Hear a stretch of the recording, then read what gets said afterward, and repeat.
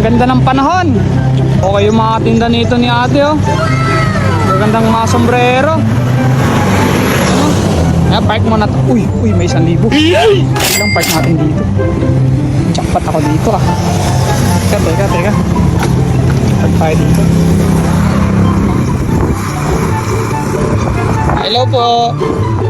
Magkano dito sa mga sombrero niya, te? 400 lang. Dito po, magkano po?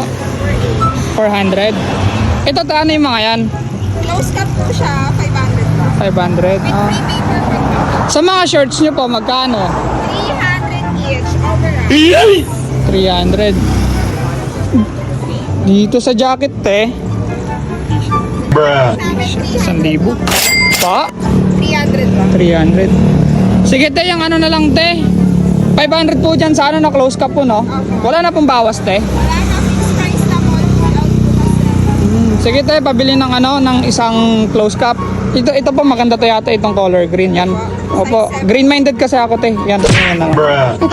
Pabiling ko na lang, te. Yung paper bag niya, sir. Sige po. Balot ko lang. Bayaran ko na lang. 500 lang. Murang-mura dito. Sa Shopee, 900 yung mga yun. Sakto, may 1,000. Ito po tayo, bayad. Yes. Wala. Saan na yun? Ba't nawala? Ito nawala. Wait a minute.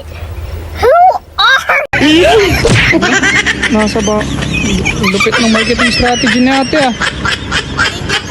Grabe. Pabili ko lang ako agad.